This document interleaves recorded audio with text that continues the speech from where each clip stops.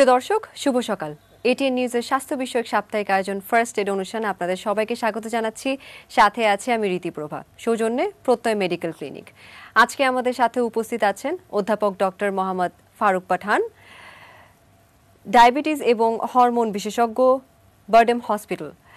আজকে আমরা যেই বিষয় নিয়ে কথা বলবো সেটি হচ্ছে বিশ্ব ডায়াবেটিস দিবস। স্যার, আপনাকে অসংখ্য ধন্যবাদ আমাদের অনুষ্ঠানে আসার জন্য। শুরুতেই যেই বিষয় নিয়ে কথা বলবো, নভেম্বরের 14 তারিখে আমরা বিশ্ব ডায়াবেটিস দিবস পালন করে থাকি। এটার থিমটা এই বছরে কি, এই বিষয় নিয়ে যদি স্যার একটু বলেন। ধন্যবাদ আপনাকে আমার কাইন্ড ইন্ট্রোডাকশনের জন্য। আমি প্রথমে 14 নভেম্বরটা কেন বিশ্ব ডায়াবেটিস দিবস পালন করা হচ্ছে। আপনারা জানেন সবাই, 1921 সনে ডায়াবেটিস চিকিৎসা, তার আগে ডায়াবেটিস চিকিৎসা ছিল মৃত্যুবরণ ছাড়া কিছু ছিল না। 1921 সনে ডায়াবেটিস কেন হয় সে কারণটা জানা গেল। তো ইনসুলিন আবিষ্কার কিন্তু 1921 সনে শুরু হয় এবং সেটার উদ্যোক্তা ছিলেন Sir Frederick Banting and Charles Best. এই স্যার ফ্রেডরিক বেন্টিং এর জন্ম তারিখ হলো 14 নভেম্বর। এই ইনসুলিন আবিষ্কারের পরের থেকে একটা যুগান্তকারী পরিবর্তন আসলো ডায়াবেটিস চিকিৎসা। আগে যেটা মৃত্যুবরণ ছিল সে মানুষ বাঁচতে শিখল এই ইনসুলিন আবিষ্কার এবং তার প্রয়োগের মাধ্যমে। তাকে সম্মান জানানোর জন্য তার জন্মদিনকে আমরা 14 নভেম্বর এই বিশ্ব ডায়াবেটিস দিবস হিসেবে পালন করে থাকি। এটা 2006 সনে ইউনাইটেড নেশন এটা পাস করে 14 নভেম্বর ওয়ার্ল্ড ডায়াবেটিক ডে হিসাবে। তখন থেকে আমরা এই দিবসকে পালন করে থাকি 14 নভেম্বর। এই প্রত্যেক বছরে একটা থিম থাকে এই 14 নভেম্বরের উপলক্ষে। 14 নভেম্বরের উপলক্ষে উদ্দেশ্য হলো যে ইউনাইটেড নেশন বলি, ইন্টারন্যাশনাল ডায়াবেটিক ফেডারেশন বলি, যে তারা মেনলি তাদের উদ্দেশ্য হলো এটা অ্যাডভোকেসি করা। সারা পৃথিবীতে মেম্বার কান্ট্রি যারা আছে অ্যাডভোকেসি করা এবং পলিসি মেকিংয়ে তাদের সাহায্য করা, যাতে একটা কুইক প্রম্পট অ্যাকশন নেওয়া যায় ডায়াবেটিস প্রিভেনশন তার ম্যানেজমেন্টের ব্যাপারে অ্যাডভোকেসি করার জন্য। সেই প্রত্যেক বছরে একটা থিম থাকে। এবারকার বিষয় থিম হলো যে নার্সেস, কারণ nurses make the difference of diabetes prevention and diabetic care. সেই জন্য এই বছর আপনার নার্সকে প্রাধান্য দেওয়া হয়েছে, কারণ আমরা জানি যে নার্স, আমাদের হেলথ প্রফেশন চিন্তা করে থাকি, আর নিয়ারলি 60% হেলথ প্রফেশন কিন্তু নার্সরা।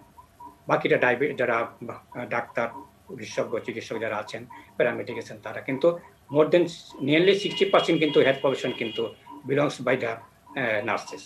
দ্যাটস ওয়াই আমরা এই নার্সকে বাদ দিয়ে আমরা ডায়াবেটিস প্রিভেনশন কথা বলি, অ্যাওয়ারনেস প্রোগ্রাম বলি, ডায়াবেটিক কেয়ার বলি আমরা কিন্তু করতে পারবো না। সেই জন্য আপনার নার্সকে প্রাধান্য দেওয়া হয়েছে একটা বিষয় হিসাবে। নার্সকে যে প্রাধান্য দেওয়া হচ্ছে, নার্সরা কিভাবে করে ভূমিকা পালন করবে এই বিষয় নিয়ে যদি একটু বলেন। আমি আবার বলছি, এখানে নার্সদের ভূমিকা কেন, আগে বলছে 60% হেলথ প্রফেশনাল নার্সরা, 1 নম্বর পয়েন্ট। 2 নম্বর হলো এখানে প্রায় 90% কিন্তু ফিমেল। থার্ড পয়েন্ট হলো যে আমরা আন্ডার ডেভেলপ কান্ট্রি যারা আছে, লো ইনকাম, মিডিল ইনকাম গ্রুপের ভিতরে এই নার্স শর্টেজ কিন্তু health care, standard health care চিন্তা করে থাকি, প্রায় 90% কিন্তু নার্স শর্টেজ আমাদের দেশে আছে। এতে যদি আমরা যা আছে আমাদের যদি এটাকে কাজে লাগাইতে পারি তাহলে বিরাট একটা ভূমিকা আমার কাছে আসবে। তাই নার্সরা কিন্তু আমার ডায়াগনোসিসে হেল্প করতে পারে, কারণ তাদের আমি শিক্ষা দিই ডায়াবেটিস সম্বন্ধে, তা কি কারণে হয়, কাদের হইতে পারে, কিভাবে এটা নিয়ন্ত্রণ করা যেতে পারে, কিভাবে এটা প্রিভেন্ট করা যেতে পারে, রিস্ক ফ্যাক্টর কি কি, কমপ্লিকেশন কি কি আছে, দিতে তাদেরকে আমরা এডুকেশন দিতে পারি নার্সদেরকে, তাহলে তারা একটা ভূমিকা রাখতে পারে ডায়াবেটিস প্রিভেনশনের ব্যাপারে। এবং তারাই কিন্তু পারে আর্লি ডায়াগনোসিস। যদি আমরা আর্লি ডায়াগনোসিস করতে পারি তাহলে আপনি আর্লি ট্রিটমেন্ট হবে, প্রম্পট ট্রিটমেন্ট হবে, তাহলে রোগীরা সুগার ভালো কন্ট্রোল রাখতে পারবে এবং কমপ্লিকেশন রোধ করতে পারবে। 2 নম্বর, এডুকেশন দেওয়া রোগীদেরকে, যারা অলরেডি ভুগছেন বা অলরেডি তারা আক্রান্ত হয়েছেন, নতুন ডায়াবেটিস ধরা পড়েছে, তাদের আমরা এডুকেশন দিতে পারি কিভাবে নিজে নিজে আত্মপরিচর্যার মাধ্যমে ডায়াবেটিস কন্ট্রোল করা যায়। এখানে নার্সদের ভূমিকা আছে, যেমন খাদ্যটা কি হবে, ব্যায়ামটা কিভাবে যখন ভর্তি হয় রুগী একটা অথবা আউটডোর পেসিসে যখন আসে, নার্সদের হেলথ এডুকেটর হিসেবে কাজ করতে পারে। তার ডায়েটটা তারা বুঝে দিতে পারে, যত ডায়েটিশিয়ান এটা ফলো করে ডায়েট চার্ট করে দেয়, কিন্তু ডায়েট চার্টে অ্যাপ্লিকেশনটা কিভাবে হবে, প্র্যাকটিক্যালি কিভাবে হবে, যেহেতু সে বেশিরভাগ ক্ষেত্রে মহিলারাই আমার নার্স আমাদের দেশে, তারা ভালো করে জানে যে কিভাবে খাদ্যটা তৈরি করতে হবে। খাদ্য সম্বন্ধে তাকে ভালো ধারণা দিতে পারে, কোনটা পুষ্টিকর খাদ্য, কোন ধরনের খাদ্য ডায়াবেটিস রোগীরা খেতে পারে।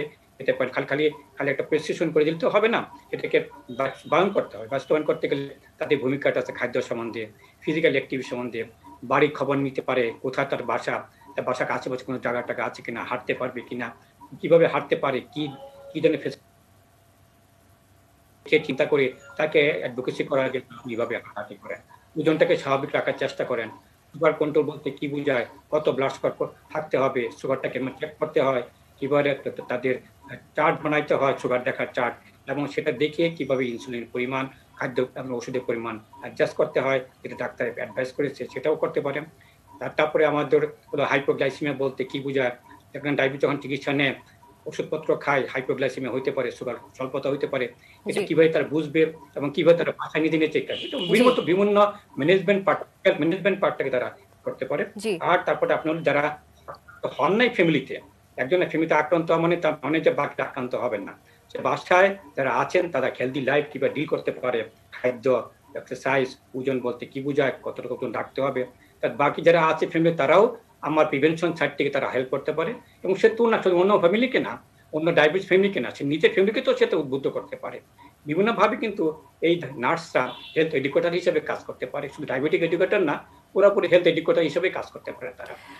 আরেকটা বিষয় নিয়ে একটু কথা বলবো, সেটা হচ্ছে গিয়ে যে ডায়াবেটিস পেশেন্টরা বাসায় থেকে আপনি যে বললেন যে ডিভাইসগুলো ব্যবহার করছে বা তারা নিজেরাই পরিচর্যা করতে পারবে, তারা কিভাবে করে করতে পারবে এবং এই করোনা ভাইরাসের সিচুয়েশনে তারা নিজেদের দেখাশোনা কিভাবে করবে?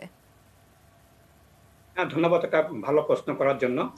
বর্তমানে সারা বিশ্বের বৈশ্বিক হিসাবে মহামারী হিসাবে এই কোভিড-19 আক্রান্ত ডায়াবেটিস সুবিধা কিন্তু আমাদের স্ট্যাটিস্টিক দেখে থাকি, একটা বিরাট পার্সেন্টেজ কিন্তু ডায়াবেটিস রোগী এই রোগে আক্রান্ত, এবং যারা ডায়াবেটিস আক্রান্ত হন তাতে কিন্তু সিরিয়াসনেস কোমোরবিড কন্ডিশন হিসাবে অনেক বেশি, তাদের হসপিটালে ভর্তির পরিমাণও বেশি, ক্রিটিক্যাল ইলনেস, আইসিইউতে যাওয়ার ক্ষমতা বেশি, আর মৃত্যুর হারও তার বেশি। এতে ডায়াবেটিস কিন্তু কোভিড থেকে আক্রান্ত থেকে মুক্ত না, যেহেতু ডায়াবেটিস রোগী তাদের ইমিউন সিস্টেম কতখানি সবল থাকে না বলে তারা বেশি করে আক্রান্ত হয়ে থাকে।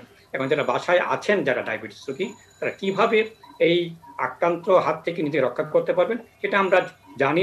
বাংলাদেশ গভর্নমেন্টের যে রুলস রেগুলেশন ডিজি হেলথ থেকে দেওয়া হচ্ছে, সেটা আপনি অন্যান্য মানুষ যারা ফলো করার কথা, পার্সোনাল হাইজিন মেনটেন করা, হাত মুখ সবসময় ধোয়া রাখা, খালি মুখ হাত মুখ ধোয়া ছাড়া নাকে মুখে হাত দিবে না, মাস্ক পরা এবং আইসোলেশন থাকা, অন্য থেকে দূরত্ব থাকা, অ্যাটলিস্ট আপনি 8 ফিট 6 ফিট দূরে থাকা, এটা মেনটেন করে, এবং যতক্ষণ পারি যাতে বাইরে যেতে না হয় যেতে হয়। ডাক্তারকে যেতে হলে যত কম যাওয়া যায়, দরকার হলে আমি টেলিমেডিসিনের মাধ্যমে ডাক্তারের পরামর্শ নিব, এবং আমার ওষুধপত্র যেন ঠিকমতো থাকে, পরিমাণ ঠিকমতো থাকে, আমি আগে থেকে এটা স্টক করে রাখবো। এবং এই ক্ষেত্রে ডায়াবেটিস রোগীরা তাদের সুগার নিয়ন্ত্রণ ব্যাপারে খুব সচেষ্ট থাকতে হবে, যেহেতু তারা জানে ডায়েটটা কি হবে। ফিজিক্যাল অ্যাক্টিভিটি বাসায় যেটুকু সম্ভব সেটা করো, বারান্দায় করো, ছাদে করো, যেখানে সম্ভব, অথবা ইনডোর এক্সারসাইজ, ট্রেডমিল যে কিনতে পারি, অত না পারলে একটা দড়ি দিয়ে তো আমি ফিজিক্যাল অ্যাক্টিভিটি করতে পারি, এবং রেগুলার এবং নিয়ন্ত্রণ কিন্তু খুব ইম্পর্টেন্ট বিষয়। তাছাড়া মেন্টাল একটা স্ট্রেস থাকে, এই স্ট্রেস কিভাবে নিয়ন্ত্রণ করবেন, বই পড়া, টিভি দেখা, বন্ধু বান্ধবের সাথে কথাবার্তা বলা, ফেসবুক আছে, বিভিন্ন সোশ্যাল মিডিয়া আছে, যোগাযোগ রাখা, তাহলে আমি সময়টা কাটাতে পারবো বাসায় থেকে। আমরা এই ট্রিটমেন্ট নিয়েও কথা বলবো স্যার, আমরা একটা ছোট একটা বিরতি নিয়ে নিচ্ছি। দর্শক, ফার্স্ট এড অনুষ্ঠান থেকে নিয়ে নিচ্ছি ছোট্ট একটি বিরতি, কোথাও যাবেন না, আমাদের সঙ্গেই থাকুন।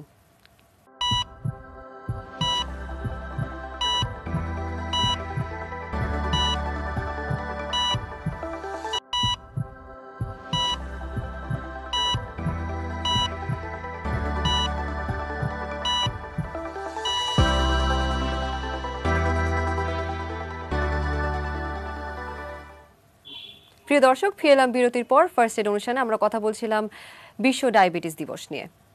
স্যার, আমরা যেখানে ছিলাম, ট্রিটমেন্ট বিষয় নিয়ে যদি একটু বলেন যে ট্রিটমেন্টটা কিরকম হওয়া উচিত, এবং কোভিড-19 পজিটিভ যদি ধরা পড়ে ডায়াবেটিস পেশেন্টের, তখন তাদের ট্রিটমেন্টটা কিরকম হবে? এমনি ডায়াবেটিস ট্রিটমেন্টের মেইন পার্ট হল লাইফস্টাইল বলতে সুষম খাদ্য খাওয়া। এটা কিন্তু সবার জন্য প্রযোজ্য, ডায়াবেটিস রোগীর জন্য না। প্রত্যেক মানুষের হাইট ওয়েট চিন্তা করে আপনার বিভিন্ন কমিট কনগ্রাম প্রত্যেক রুগীকে একটা নির্দিষ্ট পরিমাণ খাবার তালিকা করে দেয়। এই তালিকাটা ফলো করা ইম্পর্টেন্ট বিষয়, ফিজিক্যাল অ্যাক্টিভিটি করা ইম্পর্টেন্ট বিষয়, এবং একই টাইমে করা। একটা ডিসিপ্লিনটা খুবই ইম্পর্টেন্ট। একই টাইমে খেতে হয়, পরিমাণ এক মাপে রাখতে হয়, 3 ঘন্টা পর পর সকালে খাওয়া খেতে হয়। ডায়াবেটিস ডায়েট মানে ডায়েট কন্ট্রোল না, সুষম খাদ্য। 2 নম্বর, প্রতিদিন কমপক্ষে আধা ঘন্টা হাঁটা। কেউ যদি 1 ঘন্টা হাঁটতে পারেন করবে, কিন্তু একই টাইমে করতে হবে। এই দুটো ঠিক থাকে, সুগার কিন্তু ফ্লাকচুয়েট করবে না। তারপরে বাসায় সুগার টেস্ট করা, ডাক্তার যেভাবে দিয়েছেন খাবার বড়ি হইতে পারে, ইনসুলিন হইতে পারে, সেভাবে ইনসুলিন দেওয়া, এবং ডাক্তার কাছে আমরা আপনার পরামর্শ নিয়ে নেওয়া যে আমার সুগার বাড়লে আমি কতটুকু ইনসুলিন বাড়াবো, ট্যাবলেট সুগার কমে গেলে কি করবো। এগুলি কিন্তু আপনার সেল ম্যানেজমেন্টের মধ্যে পড়ে।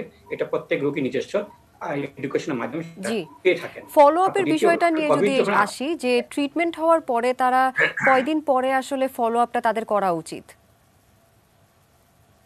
না, সাধারণত আমরা কোনো কমপ্লিকেশন না থাকে 3 মাস পর পর আসতে বলি, সেখানে HbA1c করতে বলি, ব্লাড সুগার প্রোফাইলটা দেখি, সারাদিনে ব্লাড সুগারটা চার্টটা দেখি, বাসাতে এটা করতে হয়, 7 দিন পর পর করতে পারে, 3 দিন পর পর করতে পারে, খালি পেটে নাস্তার পরে, দুপুরে খাওয়ার পর, রাত্রে খাওয়ার পর চার্টটা করলেন। এই চার্টটা ডাক্তার দেখবে এবং HbA1c করবে, দরকার লাগলে আর অন্যান্য কমপ্লিকেশন আছে কিনা সেটা স্ক্রিনিং করবে। তারপর 3 মাস পর পর দেখবো, যদি কার কমপ্লিকেশন থাকে এগুলো ডাক্তার সেভাবে পরামর্শ দেয় কদিন পর পর ডাক্তার কাছে আসতে হবে। এই একটা মেইন কথা। যারা ডায়াবেটিস, যারা কোভিড আক্রান্ত হয় না, নর্মাল মানুষ যেটা ডায়াবেটিক পেশেন্ট, আর যখন ডায়াবেটিস আক্রান্ত হবেন, কোভিডে আক্রান্ত হবেন, সেটা তো আলাদা বিষয়। সেক্ষেত্রে যদি মাইল্ড অ্যাটাক হয়, সেটা বাসায় আপনাদের সুগার নিয়ন্ত্রণ থাকে, কোনো চিন্তা কোনো কারণ নাই। মডারেট যদি অ্যাটাক হয়, হাইপোক্সিয়া হয়, নিউমোনিয়া হয়, সেক্ষেত্রে যেহেতু কোভিড কন্ডিশন ডায়াবেটিস একটা আছে, বয়স যদি বেশি থাকে, আদার হাইপারটেনশন আছে, ইস্টেমিক হার্ট ডিজিজ আছে, রেসপিরেটরি প্রবলেম থাকে, সেক্ষেত্রে ভর্তি হওয়াটাই বেটার হবে। Moderate attack with other Covid condition, severe attack তো অবশ্যই হবে, হসপিটাল ভর্তি হওয়াটা বেটার হবে। এইগুলো আপনার একটা মেইন কথা। আর বাসায় থাকতে যেটা আমি আগে বলছি যে আপনার যে নিয়মগুলি মানার কথা, সেগুলি ডায়াবেটিস কন্ট্রোল জন্য সেটা মানবেন, এবং যেটা কোভিড আক্রান্ত হওয়ার বাঁচার জন্য যেসব নিয়মগুলি আছে, আইসোলেশন থাকা, অনেকটা দূরত্ব মেনটেন করা, আপনি মাস্ক ইউজ করা, হাঁচি কাশি দিলে এই টিকটটা মেনটেন করা, কিভাবে আমরা কোনো দিয়ে আমরা সেটা হাঁচি কাশিকে রোধ করবো। তারপরে এইগুলি কিন্তু আপনার অন্যান্য মানুষের বলে যেহেতু প্রয়োজন, কোভিড আক্রান্ত প্রিভেনশনের জন্য কিন্তু বিশ্ব ডায়াবেটিস দিবস নিয়ে আরেকটা কথা বলবো, সেটা হচ্ছে গিয়ে যে এবার যেটা বললেন যে আমাদের থিমটা হচ্ছে গিয়ে ডায়াবেটিস নার্সেস মেক্স ডিফারেন্স। এটার পাশাপাশি এই 14ই নভেম্বরে কিভাবে করে পালন করা হচ্ছে, কোন ধরনের ওয়ার্কশপ করা হচ্ছে বা সেমিনার করা হচ্ছে, যেটার মাধ্যমে আসলে আমরা এই ডায়াবেটিসের বিষয়টা মানে কিভাবে করে আমরা এটা নিয়ন্ত্রণে আনতে পারবো সেটার বিষয়ে তুলে ধরা। ধন্যবাদ আপনাকে যে এই বিষয়টা তুলে ধরার জন্য। আমরা প্রতি বছর বার্ডাস ডায়াবেটিস সমিতি আমরা এই দিবস পালন করে থাকি সারা বাংলাদেশ। সেখানে আমাদের বাংলাদেশে ছোট বার্ডেম হসপিটাল না, তাছাড়া আমাদের প্রতিটি ডিস্ট্রিক্ট লেভেলে, সাব ডিস্ট্রিক্টে আমাদের সেন্টারগুলি আছে, ডায়াবেটিস সেন্টার অ্যাসোসিয়েশন আছে। অ্যাসোসিয়েশন কিন্তু আমাদের এই জিনিসগুলি করে থাকে। আদার যে অঙ্গ সংস্থানগুলি আছে বা বার্ডাসের, যেটা NHN বলেন, SCDP বলেন, বিভিন্ন অঙ্গ সংস্থান, কার্ডিয়াক বলেন, আমাদের বিভিন্ন অঙ্গ সংস্থান যেগুলি আছে প্রত্যেকে কিন্তু পালন করে থাকে। করা যেতে পারে সেমিনার সিম্পোজিয়াম করা যেতে পারে, আলোচনা সভা করা যেতে পারে, র্যালি প্ল্যাকার্ড নিয়ে আমরা সামনে রাস্তায় দাঁড়াবো, দেখাবো যে আমাদের এইভাবে নিয়ন্ত্রণ রাখতে বিভিন্ন বিষয় নিয়ে আমরা কথা বলবো। প্রতি বছর কিন্তু আমরা র্যালি করি, তারপর আলোচনা সভা করি, রোগীদের সাথে আমরা আলোচনা ডাইরেক্ট প্রশ্ন উত্তর পর্ব করি। তারপরে আমরা বিভিন্ন মন্ত্রী মহোদয় বা যারা আছেন উচ্চপদ কর্মকর্তা, তাদেরকে নিয়ে আসি, আলোচনা নিয়ে আমরা কথা বলি কিছু বিষয় নিয়ে। আমরা বাচ্চাদের উদ্বুদ্ধ করার জন্য আমরা শিশু অঙ্গন প্রতিযোগিতা, আর্ট কম্পিটিশন আমরা করে থাকি। তারপরে আমরা রক্ত দান, আমরা যেটা আছে আমরা ব্লাড ট্রান্সফিউশন বিভিন্নভাবে করে, আমরা বিভিন্নভাবে কিন্তু এই এডুকেশন করা যেতে পারে। তো সেমিনার পর্যন্ত আছে, বিভিন্ন মিডিয়াকে কাজে লাগাই, প্রত্যেকের ব্যাপারে আমরা বিভিন্ন আমরা বিভিন্ন দিয়ে থাকি। আমাদের বার্ডাসে আপনি কথা বলি, আমাদের লিফলেট আছে, লিফলেট আমরা প্রতি জায়গায় বিতরণ করি। এছাড়া কিন্তু আমরা বিভিন্ন কর্নারে, শহরে হোক, আমরা ডিস্ট্রিক্ট লেভেলে হোক, কর্নারে কিন্তু আমরা ডায়াবেটিস আমরা কর্নার করে দিচ্ছি, সেখানে ইজিলি যে কোনো ডায়াবেটিস মানুষ যারা ডায়াবেটিস আক্রান্ত না, তারা কিন্তু চেক করতে পারেন। একদিকে চেক করে দেখা তারা আক্রান্ত হয়েছেন কিনা, আক্রান্ত হলে কি করা লাগবে সেটা পরামর্শ দেওয়া। আমরা বিভিন্ন সেন্টারে আমরা এই জিনিসগুলো আমরা করে থাকি। এইভাবে কিন্তু আমরা সারা বছর কিন্তু শুধু খালি ওই দিবস না, সারা বছর কিন্তু এই প্রোগ্রামগুলি আমরা চালিয়ে থাকি, যাতে অ্যাওয়ারনেসটা হয়, প্রিভেনশনটা কিভাবে করা যায় সেটা করা যেতে পারে। একটা কিন্তু আমি একটা জিনিস আপনি বলে রাখি, এখানে আমরা 2 বছর আগে এরকম আমরা সার্ভে করেছিলাম, যারা ডায়াবেটিস আছে জানে না, হ্যাঁ, এরকম রোগী দেখা যাচ্ছে 25% রোগী যারা ডায়াবেটিস আছে কিন্তু জানে না, বা 25% পিপল কিন্তু ডায়াবেটিস আক্রান্ত। এটা কিন্তু ভয়াবহ ব্যাপার, কারণ যারা আক্রান্ত কিন্তু জানেন না, ডাক্তার পরামর্শ নেন নাই, তার যখন ডাক্তার কাছে আসে, নিয়ারলি প্রায় একটা বিরাট পার্সেন্টেজ কিন্তু কমপ্লিকেশন নিয়ে ডাক্তার কাছে আসে। জি একবার স্যার, কমপ্লিকেশন অনুষ্ঠানে হওয়া আমরা একদম মানে হলো শেষ পর্যায়ে চলে এসেছি। আমাদেরকে একটু যদি বলেন যে যাদের ডায়াবেটিস হয়নি, যেটা আপনি বললেন, তারা আসলে কিভাবে করে তাদের লাইফস্টাইলটাকে ইমপ্রুভমেন্ট দিতে পারবে যাতে করে ডায়াবেটিস না হয়? হ্যাঁ, ধন্যবাদ আপনাকে। যে ডায়াবেটিস আমরা জানি জেনেটিক ফ্যাক্টর আর কিছু পারিপার্শ্বিক ফ্যাক্টর আছে। জেনেটিক ফ্যাক্টর আমি পরিবর্তন করতে পারবো না, যে বাপ মা কাছে যে নিয়ে আসছে এটা আমি পরিবর্তন করতে পারবো, কিন্তু এজকে পরিবর্তন করতে পারবো, যত বয়স বাড়বে তত বাড়বে। কিন্তু কিছু ফ্যাক্টর আছে যে মডিফাইড ফ্যাক্টর, যেহেতু আমরা উন্নত দেশের দিকে যাচ্ছি, আমাদের আমাদের ইকোনমিক গ্রোথ আসছে, সেক্ষেত্রে আমাদের লাইফস্টাইল কিন্তু পরিবর্তন হয়ে গেছে, খাবার পরিবর্তন হয়ে গেছে। সুষম খাদ্য বলতে আমরা সেটা ফলো করি না, ফিজিক্যাল অ্যাক্টিভিটি নাই, ওজন বাড়তেছে। এই যে তিনটা ব্যাপার আমি কথা বললাম, এই তিনটা ব্যাপারে আমরা যদি খেয়াল রাখি, লাইফস্টাইলটাকে আমরা হেলদি লাইফস্টাইলে নিয়ে আসি, সুষম খাদ্য খাওয়া দরকার লাগে, আমি একটা পরামর্শ করি, ডায়েটিশিয়ানকে পরামর্শ করি আমার খাদ্য কি হইতে হবে, আমার হাইট ওয়েট দিকে সেটা চিন্তা করে একটা ডায়েট চার্ট আমি করে নিলাম। আমি কমপক্ষে প্রতিদিন 30 মিনিট করে হাঁটলাম, যদি বাইরে যেতে না পারি ঘরের ভিতরেই হাঁটলাম, এবং ওজনটা যে স্বাভাবিক থাকে সেটি খেয়াল রাখতাম। এই তিনটা জিনিস যদি আমি খেয়াল রাখতে পারি, পরিমিত খাবার, নিয়মিত ভ্রমণ, আর আমার ওজনটাকে যেন স্বাভাবিক থাকে, এই তিনটা পয়েন্ট যদি আমি খেয়াল রাখতে পারি, তাহলে আমি ডায়াবেটিসকে প্রিভেনশন করতে পারবো। এবং এটা কিন্তু দেখা যাচ্ছে প্রায় নিয়ারলি 70% কিন্তু প্রিভেনশন ডায়াবেটিস করা যায়। জি শুধু স্যার, এই লাইফস্টাইল চেঞ্জ। আপনাকে অসংখ্য ধন্যবাদ আমাদের অনুষ্ঠানে আসার জন্য। ধন্যবাদ আপনাদেরকেও, এবং আমার শ্রোতা যারা শুনতেছেন আজকে প্রোগ্রাম, তাদেরকে ধন্যবাদ জানাচ্ছি। দর্শক, ফার্স্ট এড অনুষ্ঠান আজ এই পর্যন্তই। আগামী পর্বে আবারও হাজির হব নতুন কিছু বিষয় নিয়ে। সবাই ভালো থাকুন, সুস্থ থাকুন, এই10 নিউজের সঙ্গেই থাকুন।